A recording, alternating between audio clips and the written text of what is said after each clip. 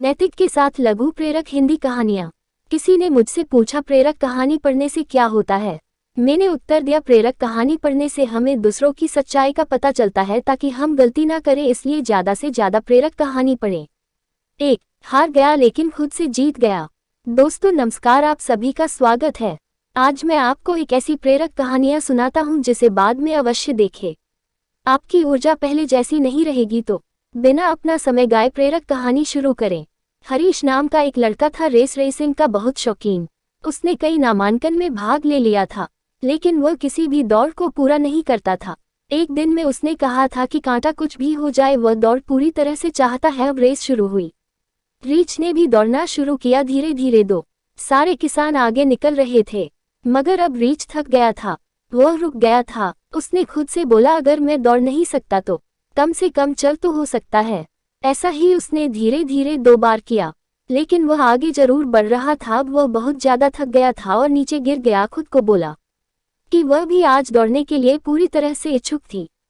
वह जिद करके वापस उठा ले गई और आगे बढ़ गई और अंततः वह कैसे रेस पूरी तरह से कर गई, माना कि वह रेस हार गई थी।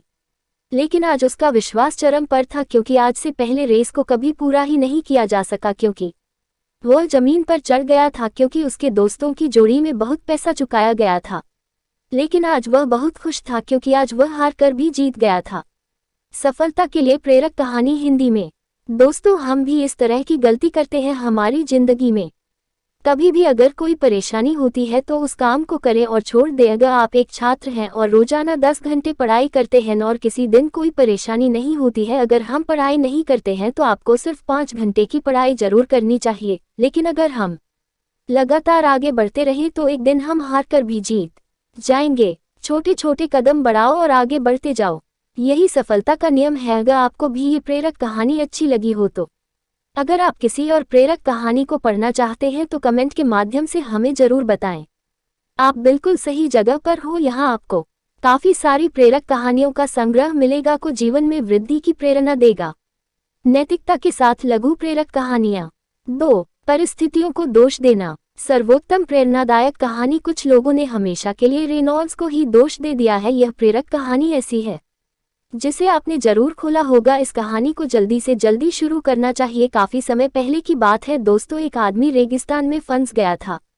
वह मन ही मन आपसे बोल रहा था कि यह कितनी अच्छी और सुंदर जगह है, अगर यहाँ पर पानी होता है तो यहाँ पर कितने अच्छे अच्छे पेड़ उगते हैं और यहाँ पर कितने लोग घूमना चाहते हैं। इसका मतलब ब्लेम कर रहा था कि ऐसा होता है तो वो होता है और वो होता है तो शायद ऐसा होता है। ऊपर वाला देख रहा था, अब वह इंसान यहाँ पानी पर नहीं दिख रहा है। कुछ देर बाद जाने के बाद एक कुआं दिखाई दिया जो कि पानी से लबालब भरा हुआ था। काफी देर तक विचार विमर्श खुद से। फिर वहां पर एक बैल और एक बाल्टी दिखाई दी, जिसके बाद आपको कहीं से एक पर्ची मिलती है जिसमें लिखा होता है कि आपने कहा था कि यहाँ पर पानी का कोई स्रोत नहीं है, अब आपके पास पानी का स्रोत भी है। अगर चाहते हो तो यहाँ पर इलाज मिल सकता है। दोस्तों तो ये है हमें कहानी क्या सिखाती है।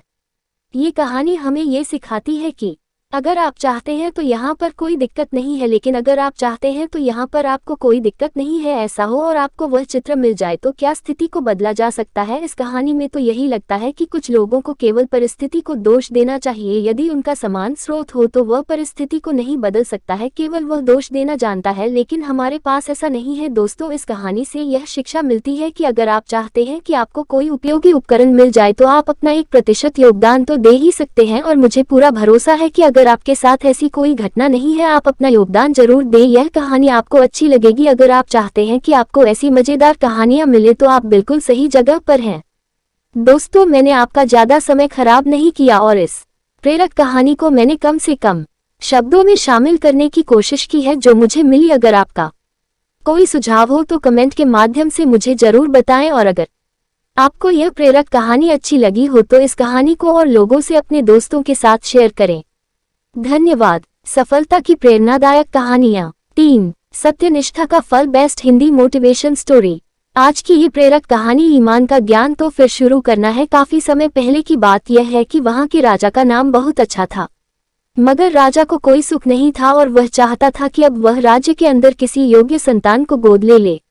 इसलिए वह अपने उत्तराधिकारी बने और आगे की बागडोर को अंतिम रूप से दिखाए। और ऐसे ही देखते रहे। राजा ने राज्य में घोषणा की कि करवा दी के सभी राजमहल में एक साथ हो जाएंगे। ऐसा ही हुआ। राजा ने सभी बच्चों को अलग अलग उपचार दिए। प्रकार के बीज नीचे दिए गए हैं और कहा गया है कि अब हम 6 महीने बाद सबसे ज्यादा मिले और देखे गए कि किसका पौधा अच्छा रहेगा। जाने के बाद भी एक बच्चा ऐसा था जिससे गमले में बीज अभी तक नहीं फटा था। वह रोज उसकी देखभाल करती थी और रोज 3 महीने पहले बच्चे को दिया था एक भुगतान किया गया था, लेकिन वह डर गया था कि सभी बच्चों के गमलों में इलाज किया जाएगा और उसका गमला खाली होगा। लेकिन बच्चा वह ईमानदार था और पूरे राजमहल में और कुछ बच्चे जोश से खत्म हो गए थे क्योंकि उनके राज्य के अंदर उत्तराधिकार बन गया था। प्रबल लालसा ने अब राजा को आदेश दिया था कि सभी बच्चे अपने गमले ले जाएं, मगर एक बच्चा सहमा हुआ था क्योंकि उसका गमला खाली था। उसी समय राजा की नजर उस गमले पर पड़ी। उसने गमले की मान की तो खाली है, तो उसने कहा लेकिन मेरे पास यह गमले की 6 है। 1 महीने तक की देखभाल के बाद राजा ने अपनी विश्वसनीयता से खुशी जताई कि उसका गमला खाली हो गया। फिर भी उसने यहाँ आकर सभी बच्चों के गमले देखने के बाद कहा कि बच्चे को सभी के सामने बुलाया गया। बच्चा सहम गया और राजा ने कहा कि वह सभी बच्चों के गमला को देख रहा है। सभी बच्चे जोर से दिखाए गए लेकिन हंसने लगे। राजा ने कहा शांत हो जाइए, खुश मत होइए, आप सभी के पास जो उपाय है वो सब बन जाए। आप कितना भी मेहनत कर ले अपना कुछ नहीं निकालेगा। असली बीज यही था। राजा उसकी ईमानदारी से खुशी हुई और बच्चे को राज्य का उत्तराधिकारी बना दिया गया। लेकिन हमें इस कहानी से क्या सीखने को मिला? मेरे खाते से आपकी ईमानदारी का होना बहुत जरूरी है। अगर हम खुद के साथ ईमानदार हैं तो जीवन के किसी भी निरीक्षण में सफल हो ही जाएंगे, क्योंकि हमारी औकात हमें ही पता चलती है कि हम खुद को पागल बनाते हैं।